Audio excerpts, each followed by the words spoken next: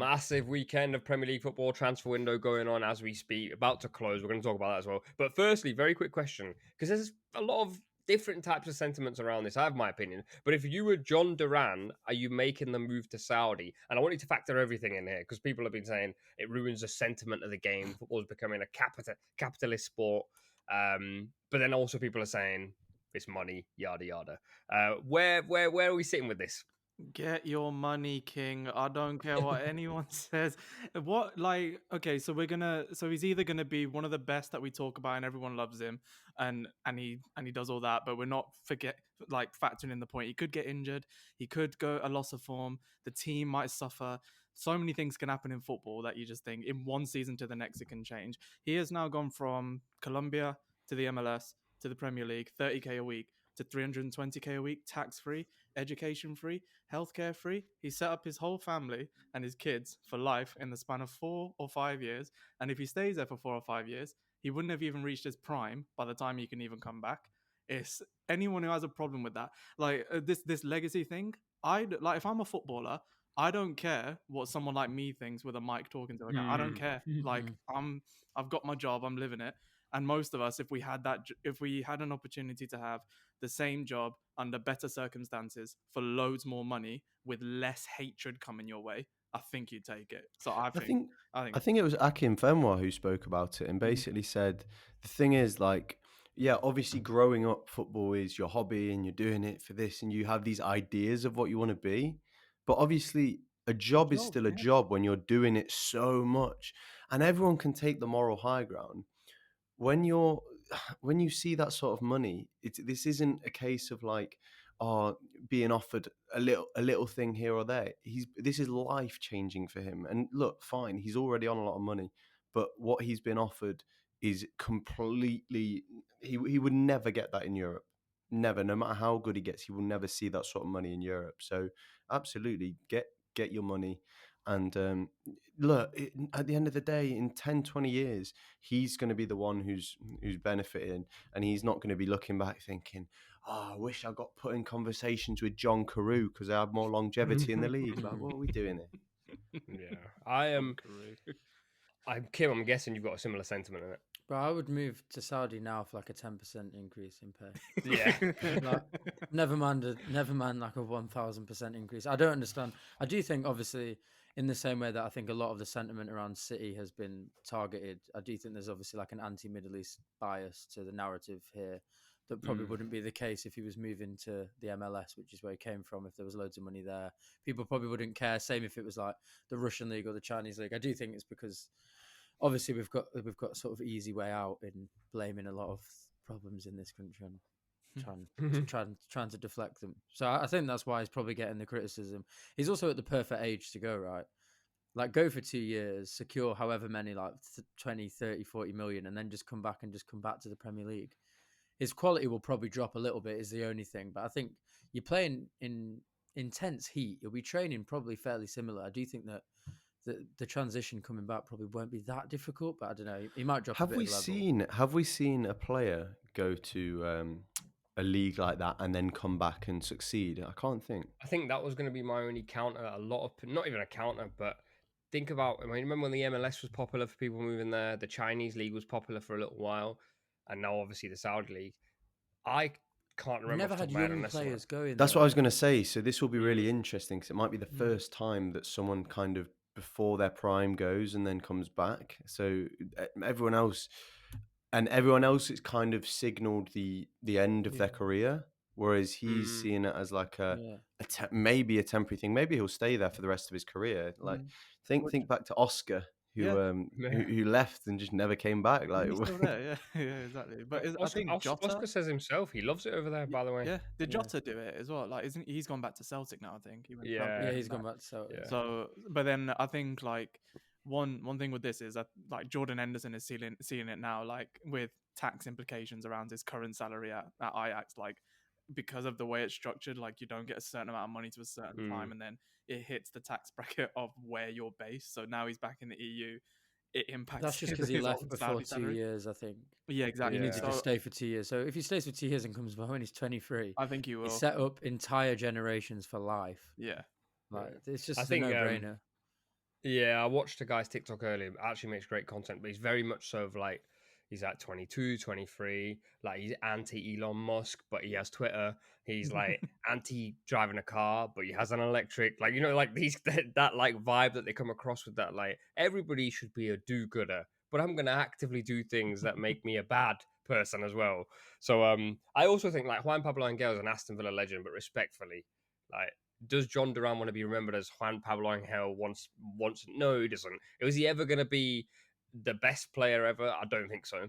And now he gets to go and play next to Ronaldo. I think people are not talking about that as well. We're going to move Yeah, on, but true, yeah. he gets to like he would have watched Ronaldo growing up. Now he gets to play next to him. He gets to share a dressing room with him. He'll become friend. Bro, Diego Dallo it loves being Ronaldo's friend. He loves just being in Ronaldo's circle. The goals he's going to score in that league are going Oh, to be the numbers will be he's going to make movies. He's just Yeah. halfway line, taking the ball out of his feet and just Yeah. absolutely launching it. We Yeah. also don't know where Saudi will be in that time. Like, will there be Yeah. the Saudi league getting involved in international club competition? You just don't know, do you? Like, a lot can change in a really short amount of time. Yeah. Right. Let's talk about what James wants to talk about. Arsenal, Man City. We're going to talk about some other stuff apart from just like I think a lot of people, or a lot of what you would have heard already is like about the game and how bad City are and how fantastic Arsenal are or how cringeworthy their fans are. Whatever your sentiment is, I think we're going to try and steer away from that a little bit. But James, I am going to give you the chance to talk about how you felt after the game because you must have been buzzing. I feel very good. Thing is, Kim and I, well, we all spoke on the ESPN show, basically trying to see how the game would go. I thought it'd be cagey. You both thought it would be quite end to end. I think it was somewhere in between that, but we definitely didn't play conservatively. I actually didn't think we played that well until about the 60th, 70th minute. Yeah. It was quite an even game. And then we just started scoring every shot. And honestly, the narratives that were written, all it needed was a Gabriel goal. Yeah. But the fact that Lewis Skelly scored his goal the way he did, and then Nwaneri at the end scored his goal, it was like a fever dream. Honestly, it was ridiculous. Weren't you saying last week on the pod that didn't you say something like you scored 6 goals from outside the box and Nwaneri scored like 6 on his own or something? So when he Yeah. got that ball, literally that sentence, or clearly I can't remember it that well, but that conversation was roughly going through my head, and I was like, "This is a goal," you know. I was like, I don't know why, but I was like, "This is a goal." Like it's absolutely written. Yeah, the stat came back up today. It was Arsenal have scored 6 goals outside the box in the last 2 seasons, and Nwaneri on his own has scored 8. So the guy's a joke, and Ortega on a few occasions was kind of left just standing there. I think both the Havertz goal and that one were unsavable, but in a weird way, I think Edison was a big miss, but not in terms of his saving. In terms of what we spoke about, trying to skip the lines, I think City were a little bit prepared to do that, and then with Ortega and not Edison, they kind of lacked that and you really didn't hurt us in any specific way. Like I know Haaland got his goal, but apart from that, really didn't test us apart from 2 set pieces. I just think football's weird, isn't it? I think for 65 By the way, sorry, minutes, Kim, I've never seen someone be so philosophical after a loss. Yeah. I think for 65 minutes, I do think we were probably the better team. I don't think you really did anything apart from when we gave you the ball. behave. We should have been 2-0 up if Havertz didn't miss a sitter. Yeah, because we gave you the ball. So that's what I'm saying. But that's we gave you part the ball of- twice. We gave you the ball twice and you had 2 chances. I think we were just as good, if not better, for 65 minutes. We scored that goal when the ascendancy is with us. We're the only team attacking the whole of the second half. You didn't have a chance before we scored. And then 38 seconds later, Phil Foden gives the ball away. I think if he doesn't give the ball away there and you don't have a chance and we continue in the ascendancy, anything can happen. But as we've said for months, as soon as City go behind or they concede a goal or something goes against them, they just lose the plot. Like that game, I can't understand. I can't understand the mistakes. How many chances does a team want to give you? The first goal, we just give you the ball. The second goal, we just give you the ball, and then John Stones I think you've got to give Arsenal some credit for the way we pressed you. I thought you were okay. I don't think it was by any means your best performance of the season. I don't think you outplayed us. I don't. Neither do I. But I don't think the 5-1 mistakes. game. I think the mistakes were not just self-inflicted. I think the Foden pass into Partey was an absolute howler. But the We're going Havertz to talk about chance, that. the I Havertz, really want to talk about that. the Havertz chance, and the Havertz chance that he squared to Erdegaard. I think we actually just press you really well. Declan Rice is a Yeah, but superhero this in is a those team. This is positions. a team who's been doing that for 6 or 7 years, and we haven't made that many mistakes in the whole of the 6 years. Never mind in one game. Like that was just a bad. It was just a bad. It was just a bad game. I thought. I just It, thought we were it, really terrible. I don't understand why we made so many like suicidal errors. I'm not. I'm not like saying you were. You were good. Obviously, you beat City 5-1. Like anyone to beat City 5-1 has to be good. I just think it was like an odd game where I didn't really feel like that dominated. Then it went to Yeah, one yeah, it all, wasn't a and typical I 5-1. genuinely thought when it went to one all, I genuinely thought, oh, like we're gonna go on and win this game now. And then 38 seconds later, a big mistake happens, and then from then on, it's like I can't get inside the mentality of the players because these are like natural born winners who then just folded completely under pressure. I don't know.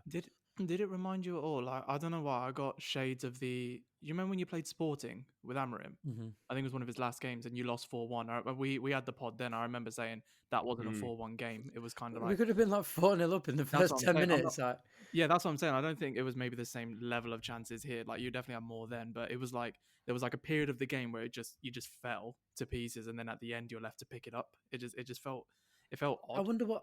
I do wonder what that is because we've been Yeah. trying to speak about it for so many months, but I don't actually really understand what that is because we go 1-0 down from a mistake.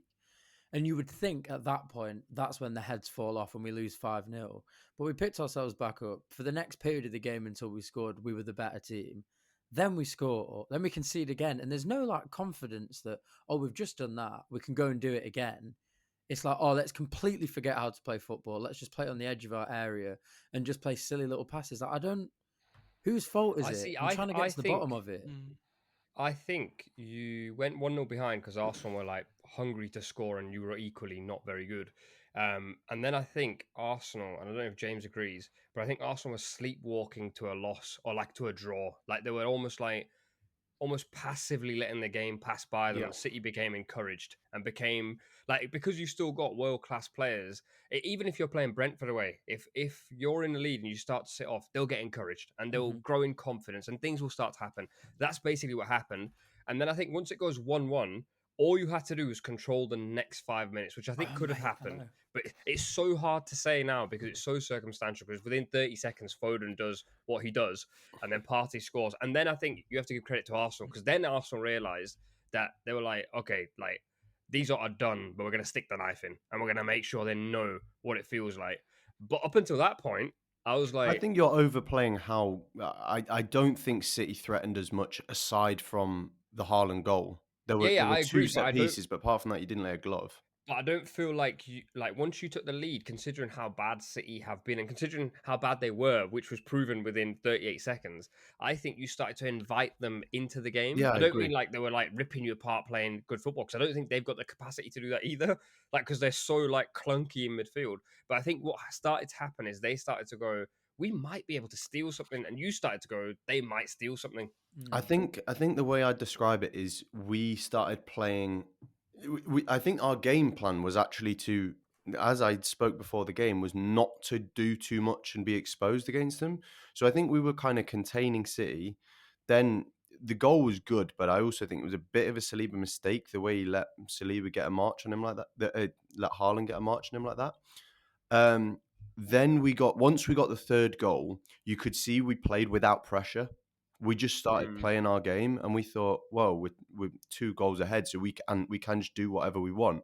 And that should show to the players that they have the quality to outplay teams very comfortably, and we don't need to play in such like a risk averse way. So it wasn't a 5-1 game. I absolutely agree, but you do deserve it, and there's absolutely no problem with the celebrations because if you deserve it give it, from you what? take it.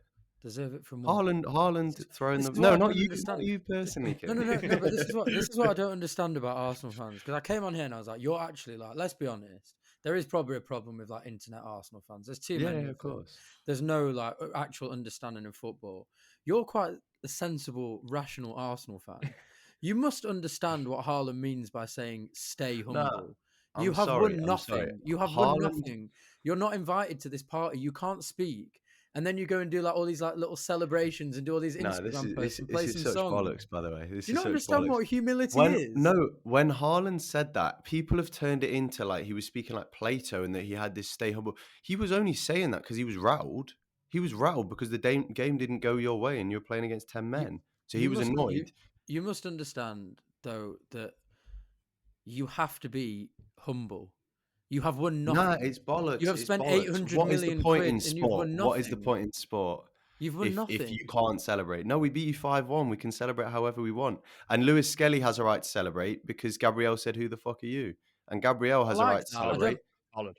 I don't mind that. I don't mind the players doing that because we can't bemoan and always go like, oh, like the game's gone, and then anytime there's a bit of shit out of it, you say like, oh, they can't do that. I do like it on the pitch. I don't mind it on the pitch. I do just think it's a little bit embarrassing that everyone behind the club has gone, oh, let's play this at full time if we win the game. Bro, Yeah, but you've won nothing. this is also complete bollocks because when you say everyone behind the club, this is like people seeing an Arsenal Twitter like motivation piece before the game and going, "Oh, this club is so rotten! Like, how dare they gas up a big game?" It's one media guy trying to get engagements. It's one stadium announcer who knows the fans are going to love it, so it gets him good ratings. This is how it works. Also, City did a promo piece before the game, and no one cares. They did exactly the same as Arsenal. But when Arsenal do it, it's, oh my God, this club are insufferable. And I understand our fan base are incredibly annoying, and I don't agree with a lot of what they do. But Arsenal fans get treated differently to everyone else, and people just need to chill. If we want to celebrate, let us. I don't mind. I'm not doing the over celebration. I don't care about the over celebration. When I talk about humble, I'm talking about the fact that like you have not won anything, and with that mentality of like massively celebrating a win against an injury-stricken team who, when it has mattered, have beaten you to every single trophy you've tried under Arteta, it doesn't make any sense. It doesn't make any sense. Just chill out. Once you win the league, then you come back at Haaland and you do all your celebrations. But you're 6 points behind Liverpool, who've got a game in hand. What have you achieved? No, but this feels very much like someone who's 11 like a supporter of a state-run club, and that club has pumped money into football, and you're kind of losing the essence of football. If you can't celebrate the small things in sport, what is the point? And Newcastle, when Anthony Gordon celebrated by the corner flag, PSG, when they beat, I can't remember who it was in the champ, I think it was Borussia Dortmund, and they all did that. You celebrate the small things along the way. Or do you just not celebrate anything and wait till the 38th game? There's a way to celebrate. There's a way to celebrate.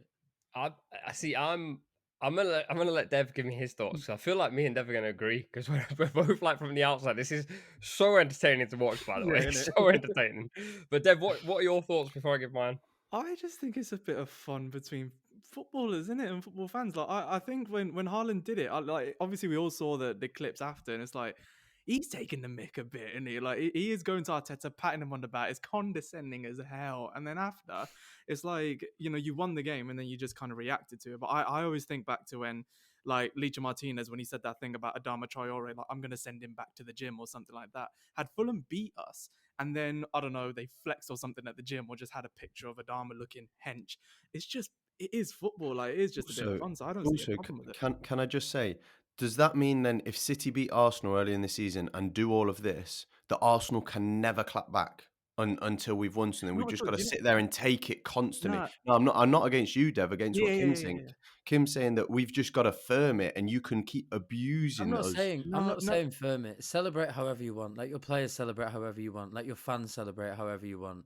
But let's not pretend that there's any sort of like competition or comparison here. It's like that meme where that guy's like, "Oh, I feel bad for you," and the other guy says, "I never think about you." City and Arsenal they're not in the same league. You're trying to force a rivalry because you have. Then why are you so rattled by losing 5-1?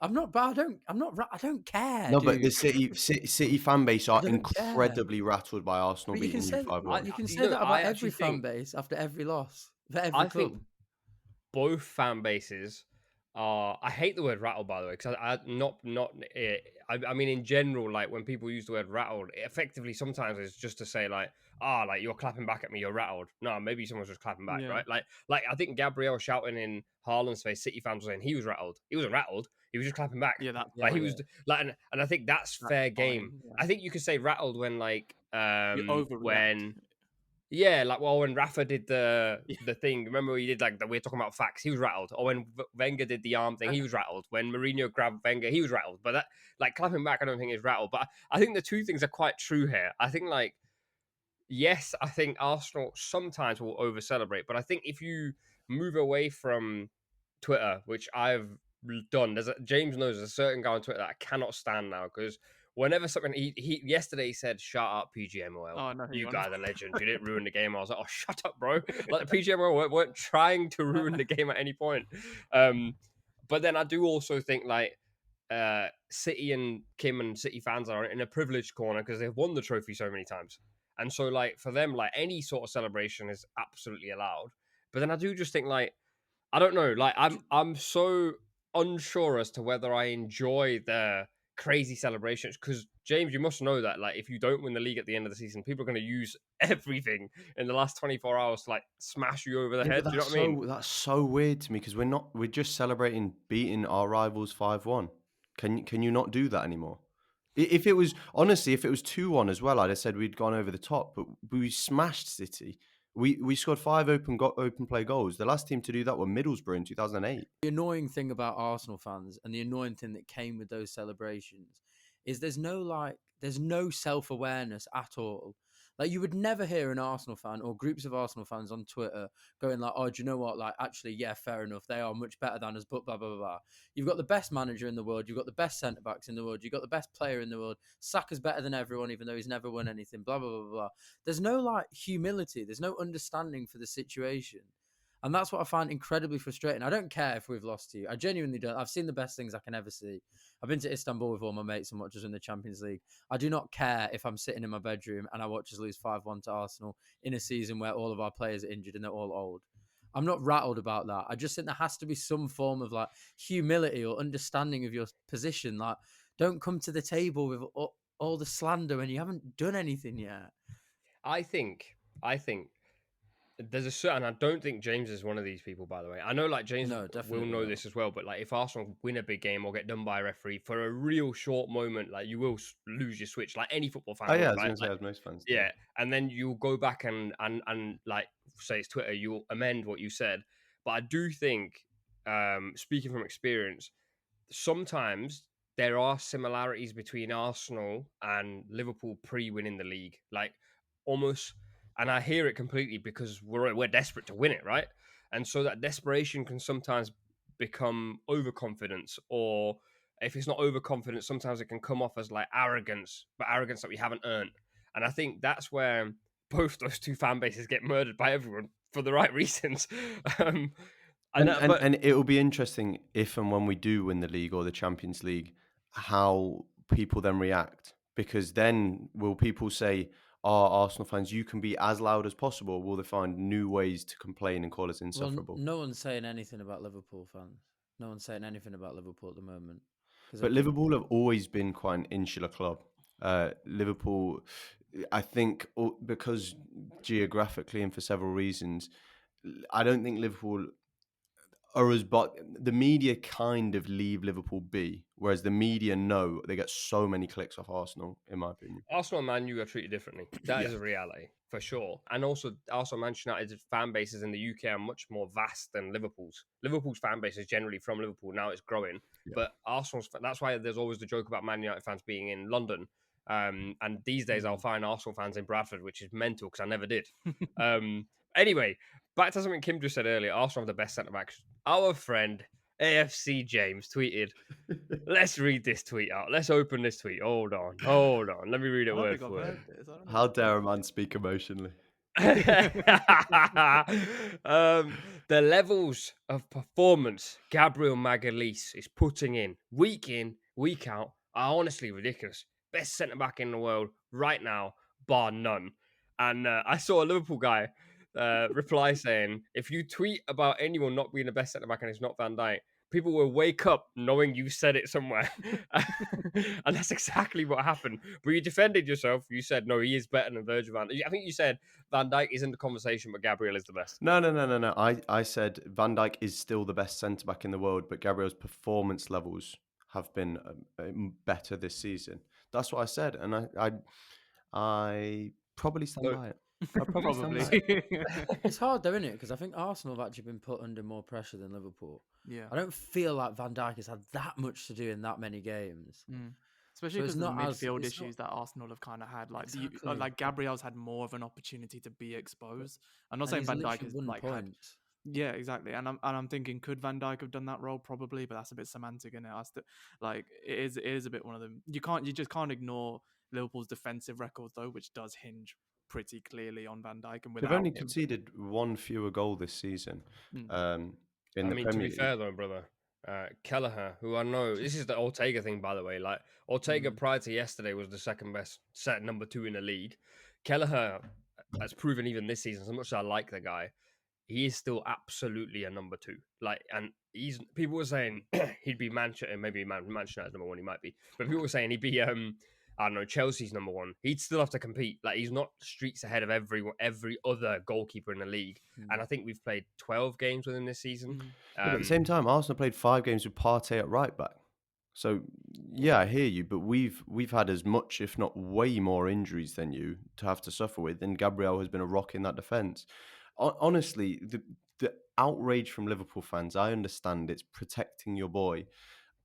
It's not a ridiculous opinion. It really isn't. No. Like both opinions can be defendable. And if Gabriel hasn't been the first, he's been the second. So people are acting as if I'm saying, I don't know, Mikel Merino is the best centre mid in the world. I'm saying the second best centre back in the world has been the first. I didn't think it was that dramatic, but obviously it Where's wasn't. You can't where's say Saliba? anything. Because Good. genuine conversation and question. I actually don't think he's been as good as what some people think he's been this season. Like, I actually think Gabriel's been a fair bit better than him. I think Saliba's still outstanding. Don't get me wrong, but I do think now when I see Arsenal concede goals, I'm like, they tend to come on his side. I'd say Saliba's probably been third, to be fair. Partly maybe because lack of alternatives, but Konate.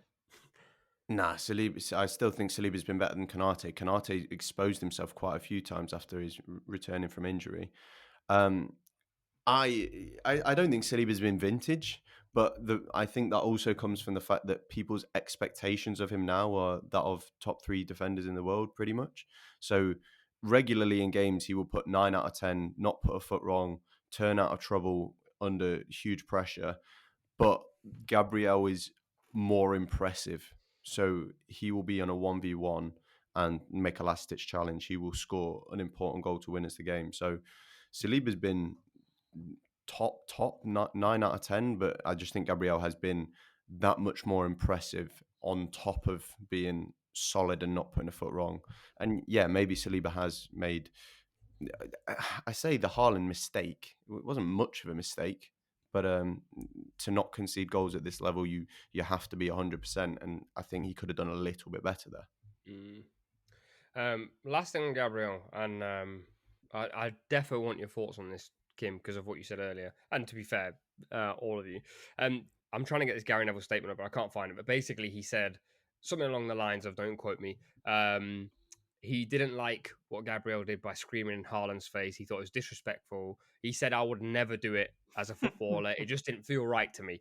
Is he all Dev, I'll right? ask you. Go on, Dev. I'm sorry. Is he all right? Like I like Gary Neville's our guy, and I think he forgets the heat of the actual rivalries that he's been involved in, and this is the same guy that I like the fact he did this. I just think it's part of football. Like, light enough, it is part of football. But when he kissed the badge in front of you lot at Old Trafford, and he got done for it, like, no matter what he says, he doesn't regret that. As a kid growing up as a fan, you do not regret that at all. And I'm sorry, the Martin Keown incident, I know it's a big thing that got blown out of proportion with Ruud van Nistelrooy missing the penalty on their unbeaten run. Like, Ruud was kicking him about, and he probably deserved a little bit at the end. I think Ruud will even admit that. So I think, what are we doing? And also, I need to know if this was the same time, but I remember Haaland threw the ball at someone, not in this game, maybe in the Yeah, reverse fixture. was Dev, Gabriel's I'll head. bring up the quote because I've got it in front of me Yeah. here. Gary Neville on Haaland throwing the ball at the back of Gabriel's head before running off when celebrating the equaliser. Me and Cara laughed when we saw it because it's funny.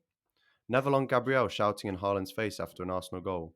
I think it's a bit disrespectful. It's I just didn't like that. It made me feel a bit uneasy. It was a bit nonsense. disrespectful. Like, Absolute nonsense. Because disrespectful goes to a point where you're just like, you've taken it too far. Like, in that particular moment, you might have incited a little bit, but I remember Thierry Henry scoring a free kick when the goalkeeper was taking ages, and then he ran up and held the ball in front of him. Like, is that egging someone on? Is that too much? When he looked at the referee, he said, "Is that enough time?" It's part of football. It's part of the occasion. It's part of the showmanship, if anything. Might not be very sportsmanly of them, but I'm sorry. The fact this comes from Gary Neville, when I love him as well, like as a United fan, and sometimes I like the way he speaks about our club because he's probably one of the few real journalists that actually talks about us in the right way and targets the right people at the top. But he kissed the badge in front of you lot. He's done it. I remember Reyes when he came to when he tried to kill Reyes. That's exactly what I was going to say. He literally, I don't know how Reyes even continued that game. And that was the youngest kid you guys had in your team. It's nonsense. It's an absolute nonsense. It's because it didn't happen with someone that he either likes or it didn't happen for a team that he supports. That's my honest opinion. I think there's no need to happen that. I think a lot of people were saying in the comments that like they didn't find it disrespectful, but they thought it was tacky. Now, Kim, what you were saying earlier about like the celebrations and all that, would you like? I can't put my finger on it. I don't think it. I think personally, I think it's fine. Like it's not deep, but I don't know whether I find it cringy or tacky. That part I can't answer. Cringy, maybe. I guess it's slightly cringy because it's 1-0 in the first minute. I guess if he does it at 5-1, maybe it's a bit less cringy. I don't really know. I'm the same as you, Dev. Like I think like as I said, like my gripe comes with a lot of like the lack of humility of fans, but the players, that's exactly what you want. That's exactly what we want. We always go on about like games gone, nostalgia for the Barclays era, but like you want Big Sam almost nutting Chico Flores. Like, that's literally what football's about. That's way more entertaining than a goal, and I think that's class. Like to be fair, Gabriel's got the better of Haaland on every occasion but one, probably, and that's a great rivalry. It's class. I love watching it. I love that there's going to be some beef. Like at the end of the game, Haaland shows a Premier League badge. Like that's vintage. And they both love it as well. By the way, can I say? They love it. Yeah. They all did it. Like these individual matchups, that's what you want, innit? That is what makes the storylines. That's what sells the tickets. Do you know what makes me laugh is that Liverpool fans really hate it.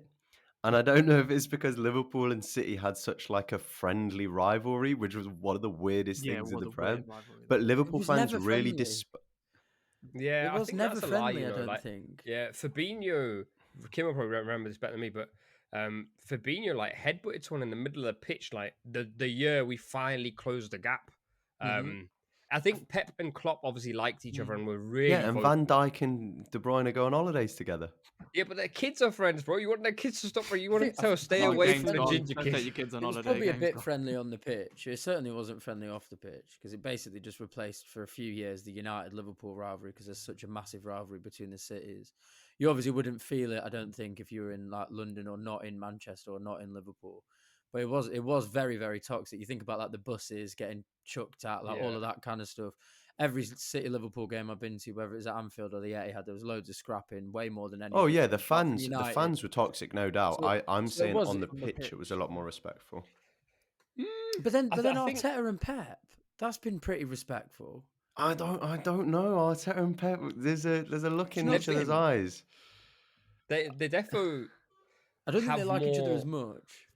Yeah, than Klopp and Pep. Yeah, but I don't think it's beef. Like I don't think I don't think there's an issue. Yeah, but it's I think it's such an interesting relationship because clearly Arteta wants to like. I think it probably comes more from Arteta's side than Pep's side, but there's nothing wrong with that. But Arteta wants to prove a point, and I don't think he appreciated the way Pep treated him when we were shit, basically. So now he really wants to be better than Pep. What do you mean? I think he was very patronising. Like, Arsenal. No, I've never heard this before. I'm genuinely intrigued. Do you know when Pep used to batter teams and go, Arsenal is so good. I think Pep knew what he was doing, winding people up. Do you not think he was just supporting his pal? Like, I genuinely don't know. I thought they were like really good mates. For like when they both. Yeah, but have you not seen? There's been like handshakes since then that were a little bit frosty. It's definitely not. It's definitely not in the same way as like two good mates. I think they would be mates off the pitch, but I think when it comes to like these games, there's a little bit of frost between them. Like it's hard to explain. I guess it's a bit different when there's like a sort of student-teacher narrative as well. Yeah. Like the Maybe Mm. it's student always best. wants I to want get more. get the one up on their teacher. That's what I and the mean. teacher That's what I never- mean. Yeah, yeah. So But yeah, I do also Probably. think though, like certain people when they cross the white line will just like forget that this guy was my boy. Yeah. Like, yeah, yeah, And yeah. they should. and I think They're the that's best They players. should. yeah, they should, right?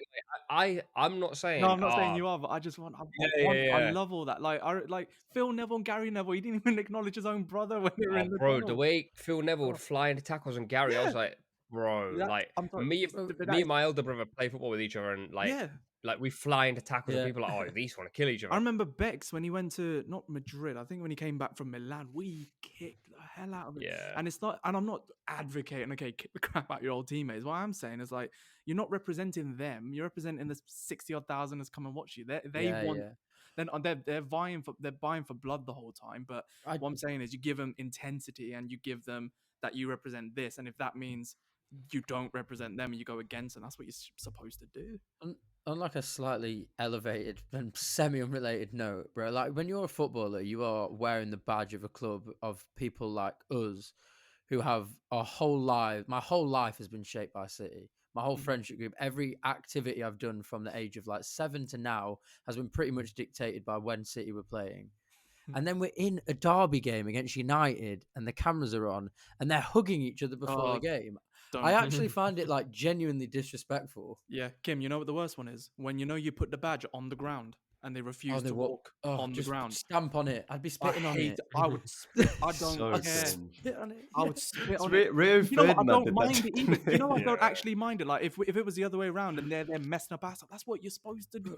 That's Honestly, part of it. when Paul Scholes says about how much he hates City, it just Love makes it. me like him more. Yeah, I'm like, yes, I want you to hate. You should be hate us. honest. You're Yeah. from there. You should hate Yeah. us. exactly. It's No, great. I'm fully with him. I want more like yeah, this yeah. fight. That's why I like where I appreciate Pep and Klopp. I like the fact that Arteta and Pep, when they cross the white line, like they're not Mm. best buds because they are beefing for the Yeah. biggest trophy in the country. Sir Alex and And- Arsene, they hated each other at the time. Yeah. But I think after that, Arsene Wenger's only ever said good things about Sir Alex. Exactly. And I There- think there's a mutual respect, and Respect is with always Pep there. and You don't have to have- Arteta, Mutual respect doesn't always have to outpour into public admiration at the time. Like, Yeah. you know what I mean? Just hold it in a little bit. Mhm. Like, just Yeah. let the narrative play out. Very quick question about Phil Foden, because I was fuming.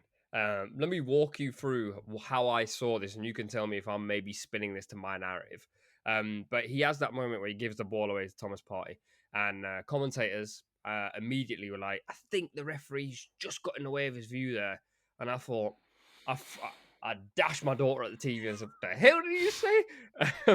And then a minute and a half later, they find a view from Phil Foden's angle to see what he saw, and the ref was not in his way. He could clearly see Thomas Partey and Gary Neville. Oh, I think he's just got him mixed up with the referee. The ref wears black. Thomas Partey wears red. And I was sat there thinking, for my narrative, I feel like I've been very kind to Phil Foden this season, and I just thought to myself, forget the fact that he's not playing well. How has he not been picked up on that? And then the next 4 minutes, he was atrocious. And then he gets hooked in the biggest game of the season for James McAtee.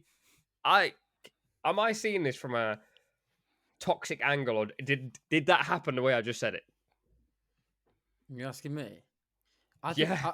I think it's unlikely, very, very unlikely, that any City player will be protected by the big corporations. I mean, they're all trying to sue us. So it'd be very, very unlikely for Gary Neville, a United legend, to want to protect Phil Foden so much that he would like do any extra steps than if it was like Saka or Salah.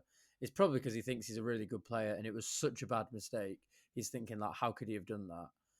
Phil Foden, the point about Phil Foden, he has just been absolutely awful this season. I know he got himself in the right place at the right time against Ipswich and against Brentford as well. I do find it a bit difficult with him because he's obviously unbelievable, and he was unbelievable last year. My main gripe with him at the beginning or before last year was always that like he basically needs like daddy Kevin De Bruyne to hold his hand, and that's when he But then last year he, let's be completely honest, he basically single-handedly won us the league, and De Bruyne was out for most parts of the season. He scored like 20 goals in all competitions. Some of those goals, especially against like United, we could have easily lost that game. He picks it up. He does what he does. So I think like He's just a bit inconsistent. I think the form this year has been really, really poor. And I think that mistake, I know it sounds ridiculous to say it, and maybe I'm just completely gaslighting myself, but I think if he doesn't make that mistake and City hold on for another 5 minutes, I genuinely think we go on to win or at least draw that game. So that, I think, is like a huge, huge moment. And it's a mistake that someone of his quality should never be making.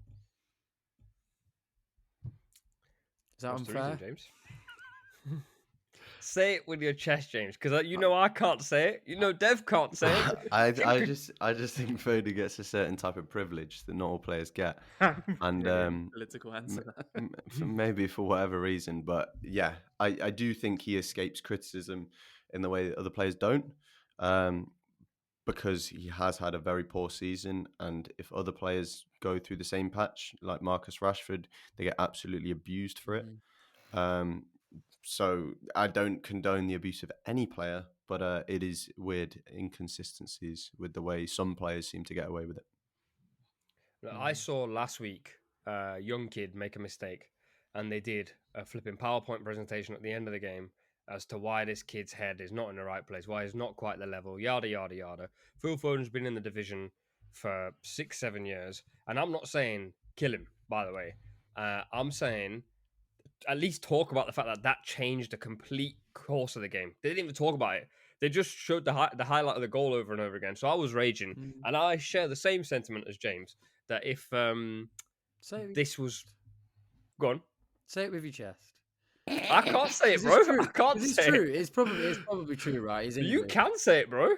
He's English and he's not black, which is probably why he gets protected more than anyone else. I mean, the headlines when Tosin Adarabioyo bought his mum a house and Phil Foden bought his mum a house on the same week from the Daily Mail is probably more than enough to justify any assumption that we're making here. Let's be honest. And on that topic, actually, it's a little bit like the way certain media have been talking about Miles Lewis-Skelly is a little bit concerning. Like, Ridiculous that.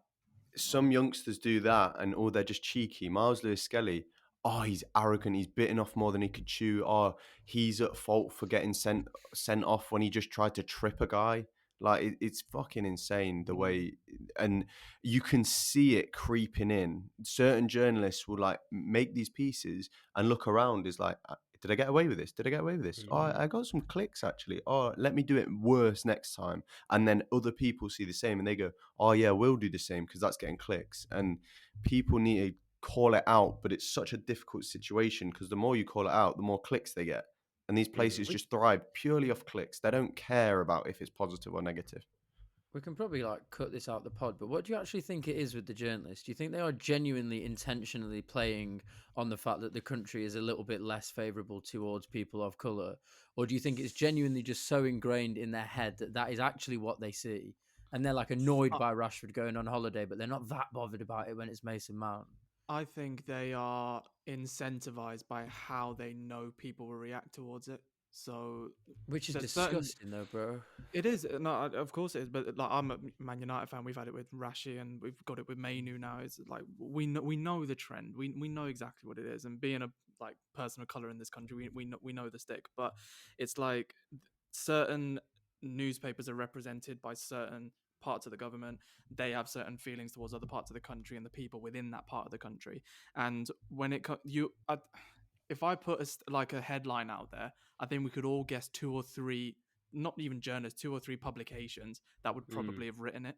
So we all know that's what it is. They have that thing, and they know that their readers lap it up and they love it. Also, I think we underestimate like how racist some of this country is. People, there are people who are so openly racist, and because they've been socialized, they've been brought up in that environment. Both parents are racist.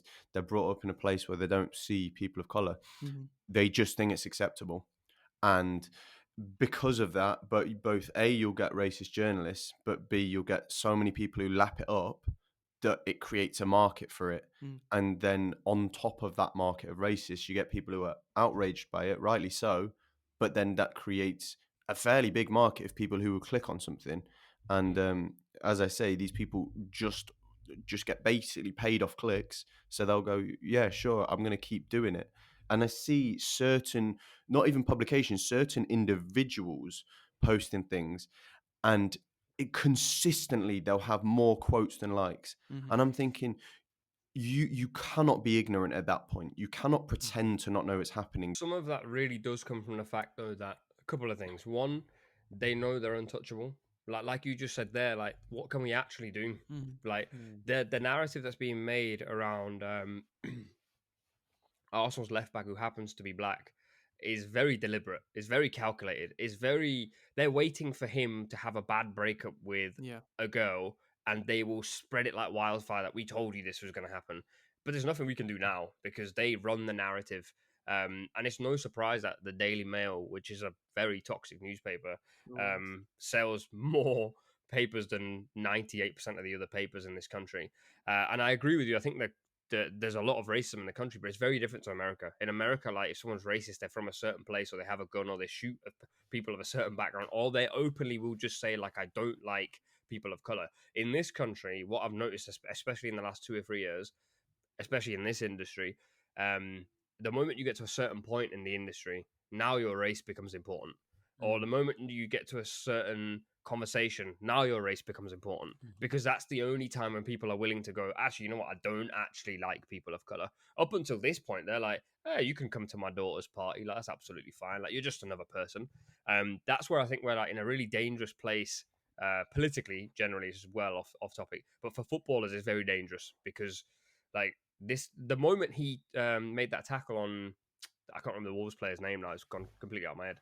But the moment he made that tackle, honestly, the first thing I thought was, oh man, they're going to kill him for this tomorrow. Mhm. And it wasn't because I thought it was a red card. I still don't think it was a red card. It's because I thought he's a black guy Yeah.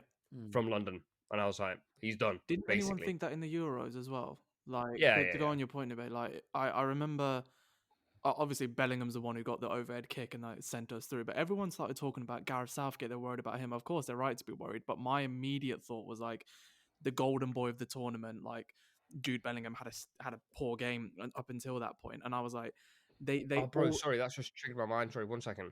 What was the game when England smashed someone and Grealish was on the paper? uh Was that Can't you? remember. in the Oh, Euros. was that? I think it was the Euros, but I remember it was like we had like 5 black goal scorers in Grealish, and Yeah. Grealish was on the paper, and I was like, "What's going on here?" No, it wasn't Ireland. Was that against Iran? Mm. It was Iran. If we're talking about games that there were like Yeah, 5 goal yeah, yeah. scorers. So it wasn't the Euros. I think it was the World Cup, but like they just triggered my mind because of what you were saying. Sorry, Dev. Yeah, Carry yeah, on. but that's kind of the point, isn't it? Like, we know that the first ones to get praise are a certain type of people. The first ones to get crap are another type. But I remember I put out one post that I remember just got. I don't regret it whatsoever. I still think it's true. But I remember Grealish was like in a really bad run of form. I don't know if he's still scored in the league since then, but he went like a year without scoring or assisting or something like that. And I remember just putting out a really simple thing like, oh, but you know, if Marcus Rashford buys his mum a new car, it's on every back page in the country. But it's absolutely right, because they want to focus on a narrative that they can drive. And like you say, Nubaid, like, they will just sell more papers. And all we can do, which some of us will do, some of the right people will do, but not if elections or, you know, country-wide decisions have taught us anything, is that there's usually a lot more bad than good that usually just hide in the shadows, like when it comes to this sort of stuff. And I think when it comes to that, like, all we can do is not click, not buy, not do this. We can all do that, but then there are millions who are just stuck, and they'll continue to do it.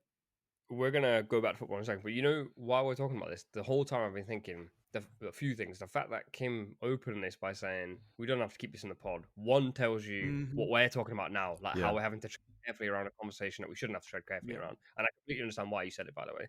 And secondly, the whole time I'm thinking, do I want to package this up and put this on the internet about this conversation we've had? Because I think this is a crucial. Actually, for me, this is more of what I want in the pod than anything else. But then I go, how do I package this up? Because the audience is just going to go, people just complain about racism again, which I don't think we are. I want to clarify that. Like, I'm not complaining about racism. People, and I don't even, sometimes I actually think about young kids who are born to parents who are racist. It ain't even their fault. And that's absolutely fine. And I'm also not for 1 minute saying abuse Foden now to make it equal. I don't think any party should be getting abused for playing football and making mistakes. The conversation started because I think there was a conversation to be had about what Foden did in the game. I wasn't saying kill Foden. But anyway, let's go very quickly to Marcus Rashford. Because It's a pretty interesting pivot to go straight to yeah, Marcus after I mean, that. by chance I wanted to talk about him. Yeah. He's gone to Villa. How are we feeling about this? Because I feel quite positive for him, and I want it to go well for him because of a lot of the things we've just discussed. But also, let's put part of that for a second. He has once upon a time been a really good footballer. Yeah, he's fallen upwards really on the side of this season. So he's gone to a place where he's going to enjoy higher prospects of things. But I don't think people realize just how bad it got at Man United. Like obviously, football supporters and social media, whatever, it's a bubble. But Marcus at Manchester United was, when you're the highest paid player in the goldfish bowl at United, we've used that term a few times, the pincers come out at you at every possible angle. And even today, I mean, the lovely publication we just talked about was saying how sulky he looked, how sullen and like Yeah, the way they kicked him on the way out really left a bad taste. Like, you're Exactly. right, he's off your hands now. And Yeah. actually, that same newspaper, the Daily Mail, when Chloe Kelly moved to Arsenal, Yes. Yeah. she found out that there was they were trying to do a piece basically slandering her character, assassinating her. Mhm. And she found out about it in the first place and said, by the way, this is about to come out, don't believe it, because Yeah. allegedly City were part responsible for that, which is a crazy accusation. Mm. But the Rashford thing felt the same. It felt like United wanted to just one final justification of why he's going, just in case you think he's been treated harshly. Oh, he's a bad egg. He's a bad egg. Make sure everyone knows that. And it's like, leave the guy be, man. He's off your hands now. Doesn't make a difference. But also, I'm like, United have a really bad history of letting players go in the way we let players go. This goes back to Sir Alex. This isn't even like the people running it. It is a United thing. Like the way Mark Hughes left, Brian Robson left. Like you look back at how they were treated, it wasn't good enough. Same with David De Gea, obviously not an academy grad, but Scott McTominay.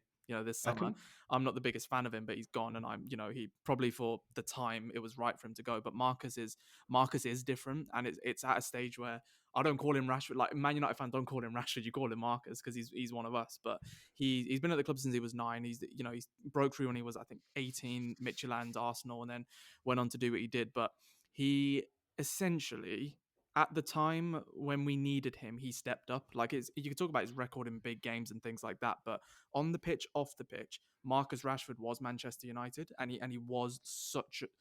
When we had so many other bad eggs, like now they think he's the only one. We had so many other worse ones there in terms of senior professionals at the club. And then we got to a point with him where his character, you talk about character assassination, he couldn't even do anything good without them spinning it. Like he couldn't even go at the government and give free school meals. Because even now, free school meals is almost like a jibe at Marcus Rashford. He's probably saved lives doing that, and no one's really talking about it. And with him, it got to a point where he had on the pitch, like those two kind of things go hand in hand because he was doing well on the pitch and then off the pitch. And then the purple patch he had where he delivered incredible numbers for about 3 to 4 months, they were sandwiched in between 2 really underperforming seasons. And it was because he got a debilitating back injury which he played through all the time, which made it worse, that no one really spoke enough about. And then it got worse and worse and worse. Hence why he moved his game to that number 10 role under Ten Hag, and he was, effective again. Then he was moved out wide again to accommodate Haaland, and it just went pear-shaped once more. So what's really annoying is that all of this gets forgotten, and you just look at a guy and you think all these narratives get played out. But what needs to be said is that this is a guy who has committed his entire life to Manchester United, but at the same time, he's getting paid way too much for how little he's been putting in. So the two things can be right at the same time. Like it is time for you to go, but it's time for you to go respectfully. So us like sending him to Aston Villa, I actually think is a really good choice because I think he cooks at Aston Villa. I think he'll do Unai really Emery's well. a beast with. It's a really good move. Speaking of Aston Villa, Asensio has been confirmed Yeah. as of 10 minutes ago. So random. Another creative player for their front players, and he's a good rotation option with Watkins. He's 2 years younger than Watkins. Obviously, his injury record is worse, so we have to look at that. But it is like Marcus is one of those players where he has been assassinated for pretty much everything he does, and it must get to a point for him where, and this is where it is just a separation which benefits everybody. So now we're annoyed because we can't buy in January.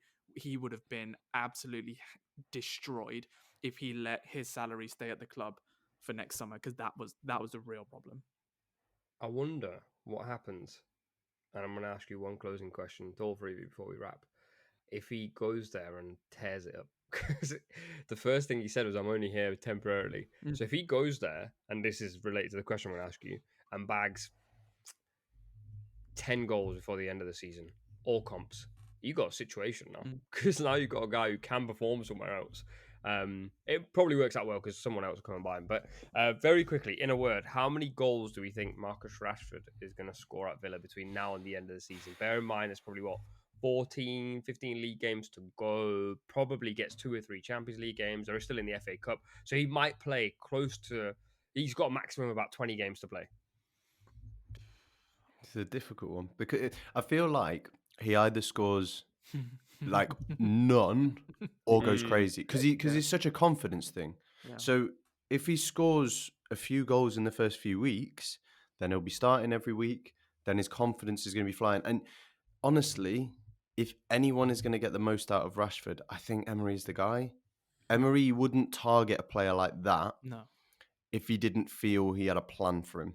Emery's not the type of guy who likes to be out of control and play fast and loose. So I think he might score. Let's go 9 because who knows if he's going to be a starter weekend, but that would be a good return. Go on, Dev. What a horrible question! What a horrible thought to even think about him scoring Mark. It's a lose-lose for you because you actually really care about the guy. Really, so if he scores none, like you're going to be upset for him. Yeah. If he bags 12, you're going to be like, "Oh no, he's coming back for the wage bill." Exactly, and I'm glad that he's got the he can't play against us because we got Villa at the last game of the season. They could send us. Imagine Marcus Rashford sends us down. I'll say.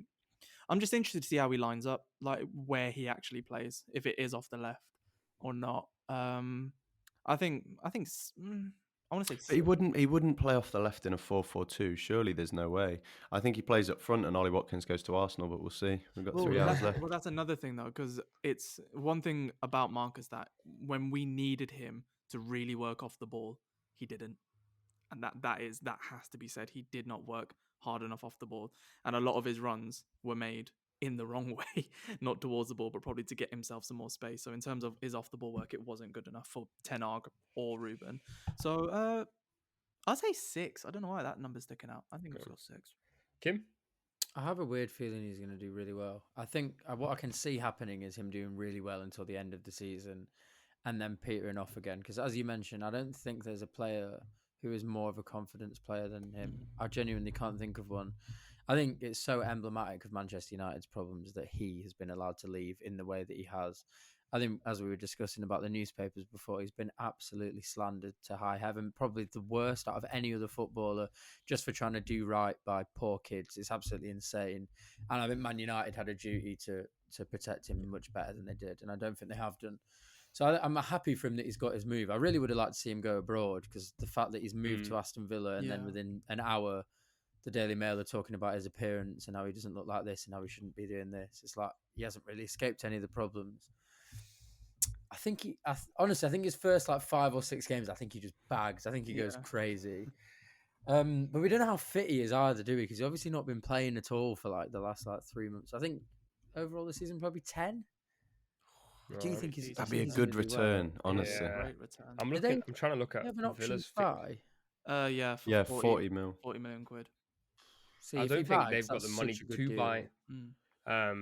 But to be fair, 15th Feb, the play Ipswich at home.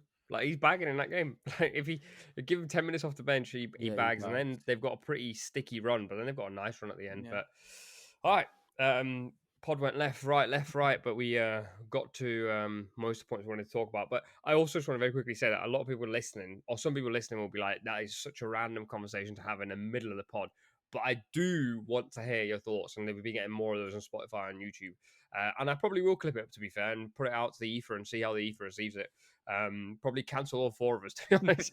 Actually, no, they'll cancel 3 of us and keep James. So as long as one of us can keep this ship going. But if you enjoyed this episode, make sure you drop a like wherever you're listening. Follow the gang, and we'll see you in the next one.